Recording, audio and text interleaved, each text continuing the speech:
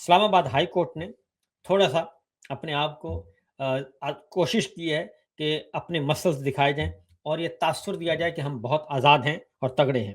Justice ارباب طاہر صاحب، ان کی عدالت میں مقدمہ تھا، بشرا بی بی کی 2 درخواستیں تھیں اور جیل سپرنٹنڈنٹ کو بلایا جا رہا تھا۔ ایک تھی کہ ان کی فیملی ممبرز کی ملاقات نہیں کروائی جا رہی، دوسری تھی ان کے علاج کے معاملے میں۔ تو دونوں معاملات میں عدالت نے کہا تھا کہ آپ جیل سپرنٹنڈنٹ کو جائیں اور جا کر کہیں کہ عدالت کا حکم ہے اور ہماری ملاقات کروائیں، تو جیل سپرنٹنڈنٹ نے ملاقات نہیں کروائی۔ اس سلسلے میں آج پھر دوبارہ ہیئرنگ تھی، تو جیل سپرنٹنڈنٹ نہ خود آئے اور نہ ہی انہوں نے کوئی جواب بھیجا، بلکہ ایڈوکیٹ جنرل پنجاب آئے اور انہوں نے ہی ایڈوکیٹ جنرل اسلام آباد ہائی کورٹ آئے اور انہوں نے ہی اپنا وکیل جو ہے وہ سرکار کی وکیل اور جیل سپرنٹنڈنٹ کے وکیل کی طرف سے انہوں نے آرگو کرنے کی کوشش کی، لیکن اسلام آباد ہائی کورٹ جسٹس ارباب طاہر صاحب نے یہ کہا ہے کہ فوری طور پہ انہوں نے کہا کہ اگر ملاقات نہیں ہوتی اور جواب بھی نہیں آیا تو پھر جیل سپرنٹنڈنٹ کو حکم دیا ہے جج نے کہ بیٹیوں کی بات سنیں اور ملاقات کروائے، اور کل انہوں نے کہا کہ 7 گھنٹے ہم نے انتظار کیا تھا لیکن کوئی سنوائی نہیں ہوئی، لہٰذا عدالت نے حکم دیا ہے کہ کل عدالت وہ خود آئیں جیل سپرنٹنڈنٹ، اگر وہ نہیں آتے تو پھر ان کو منگل کو طلب کیا ہے، اور اگر وہ نہیں آتے تو پھر گرفتار کر کے پیش کیا جائے جیل سپرنٹنڈنٹ اڈیالہ جیل کو۔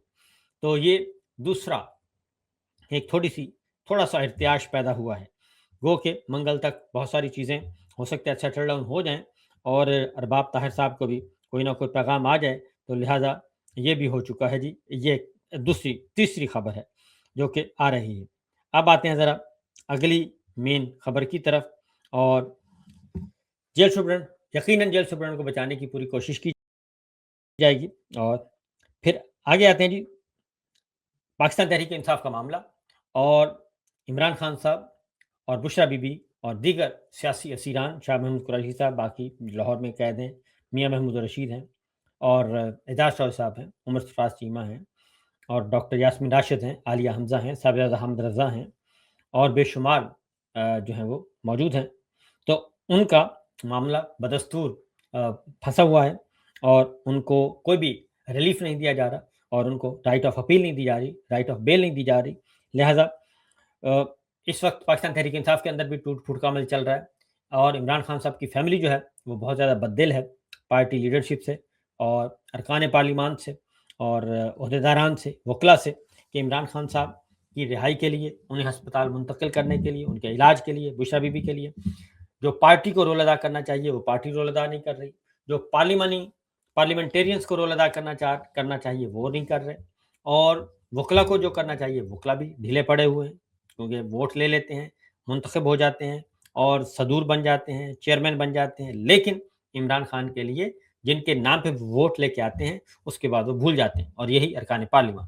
تو آج مانسیرا میں جلسہ تھا، کل مراد سعید صاحب نے ایک ٹویٹ کی اور اس میں کافی سخت سوالات کیے، تو آج جلسہ تھا مانسیرا میں، تو وہاں پہ سہیل آفریدی صاحب نے خطاب کیا اور مختلف سوالوں کا جواب دیا۔ آج پھر سلمان اکرم راجہ صاحب کی طرف سے بھی کچھ چیزیں سامنے آئی ہیں، جنید اکبر صاحب نے بھی اظہار خیال کیا ہے۔ پہلے میں چاہوں گا کہ آپ جنید اکبر صاحب کو سنیں کہ وہ کیا کہتے ہیں۔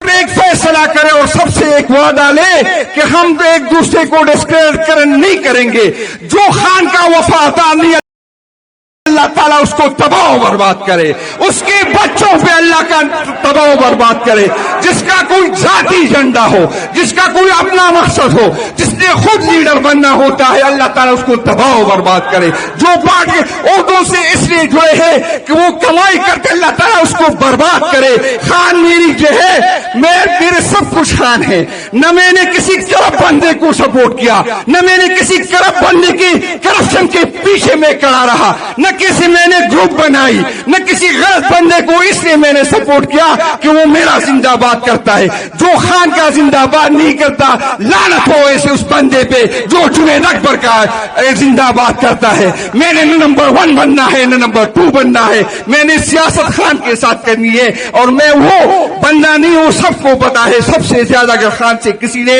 اختلاف کیا تو وہ میں تھا، یہ میں نے گواہ ہے۔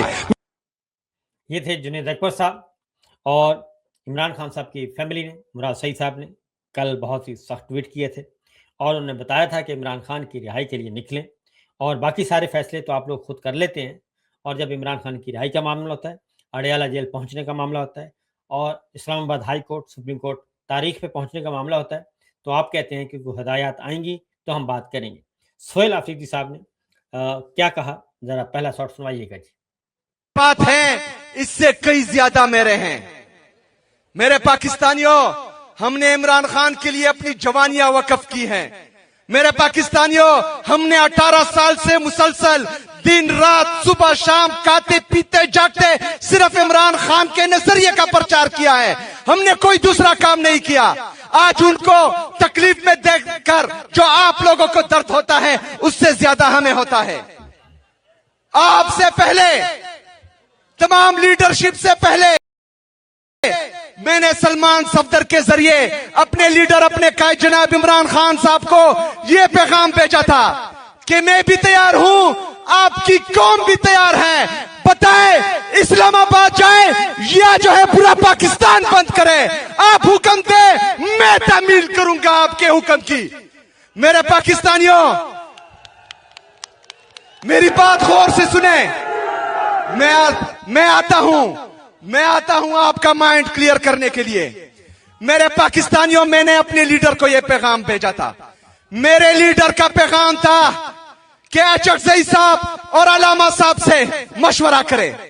मेरा लीडर इमरान खान है, मैं उसकी हिदायत पर अमल करूंगा। अगर हर बंदा इमरान खान बनने की कोशिश करेगा तो मेरा लीडर एक है और वो इमरान खान है। मैं दूसरे इमरान खान को नहीं मानता।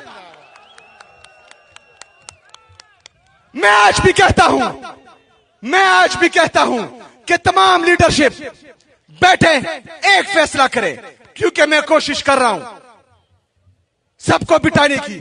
मैं आज भी कहता हूं कि बैठे, फैसला करे। डी चौक जाना है, फैसला करे।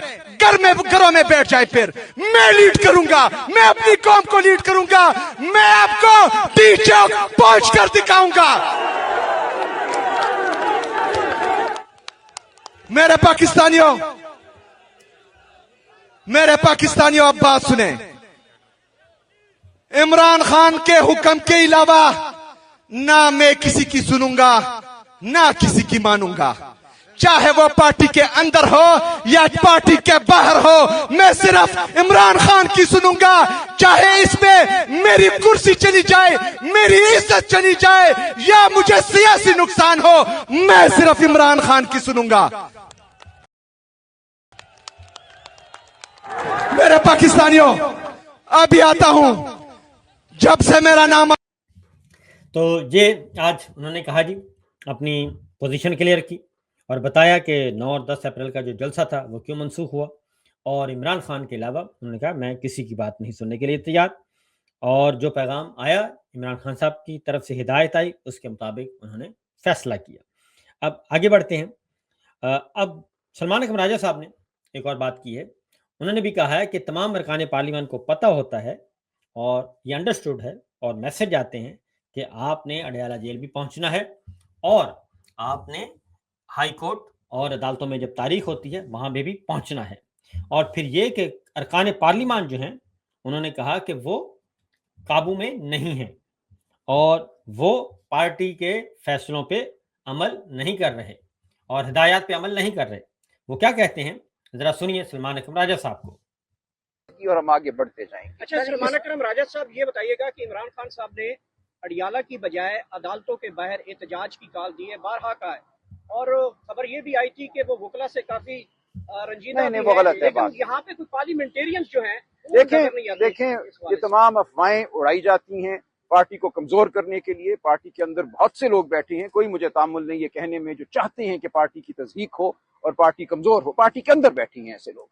जहां तक वकला का ताल्लुक है, खान साहब का ये हुक्म है, इसरार है कि जब हम प्रेस कॉन्फ्रेंसेस करते हैं तो तमाम सीनियर वकला वहां मौजूद हुआ करें और बात किया करें। हम लोगों को मदऊ करते हैं, कुछ आते हैं कुछ नहीं आते, लेकिन हम इसरार करते रहेंगे कि सब आए, सब आकर अपनी आवाज जो है हक की आवाज के साथ मिलाएं। इसी तरह पार्लियामेंटेरियंस के हवाले से खान साहब का हुक्म है कि अदालत में जब उनके मुकदमात होते हैं तो इजहार यकजहती के लिए वो यहाँ आए, عدالت کے اندر بھی آئیں، عدالت کے باہر بھی کھڑے ہوں۔ تو یہ خان صاحب کا حکم ہے اور اس حکم سے ہر پارلیمنٹیرین واقف ہے۔ ایسا نہیں ہے کہ ان کو کوئی ہم نے خط ڈالنا ہے، ان کو کوئی ہم نے گھنٹی بجانی ہے دروازے پر، سب جانتے ہیں مقدمات کب مقرر ہوتے ہیں، یہ ہر گروپ میں ڈال دیا جاتا ہے۔ پارلیمانی پارٹی کا گروپ ہے، صوبائی سطح پہ، قومی سطح پہ، سینٹ کی سطح پہ، ہر جگہ یہ بات پہنچ جاتی ہے۔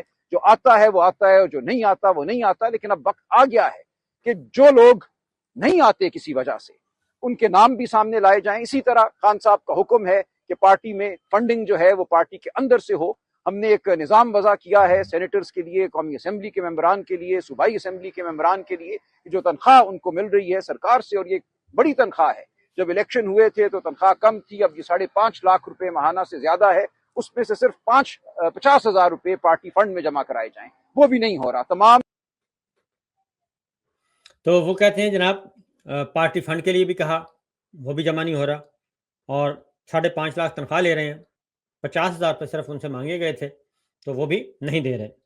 دوسرا یہ کہ وکلا کے بارے میں بھی انہوں نے واضح طور پہ اعلان کر دیا، اور آئندہ سے جو نہیں آئے گا ان کے نام جو ہیں وہ میڈیا کو دیے جائیں گے، تاکہ صرف انہی پر تنقید ہو جو نہیں آتے، اور جو آتے ہیں ان کی اپریسیشن ہو۔ اس کے بعد اگلا ہے جی، سہیل افریدی صاحب نے منگل کے روز ڈی چوک پہنچنے کا اعلان کر دیا ہے۔ کیا کہتے ہیں سہیل افریدی صاحب، ذرا سن لیں۔ آپ نے اپنے جذبے اس طرح مضبوط رکھنے ہیں، آپ نے اپنا حوصلہ مضبوط رکھنا ہے، کیونکہ آپ ہی ہماری طاقت ہے۔ آپ کے بھروسے ہم لڑ رہے ہیں۔ جب لیڈرشپ سے عوام کا اعتماد ختم ہو، یا عوام کا اعتماد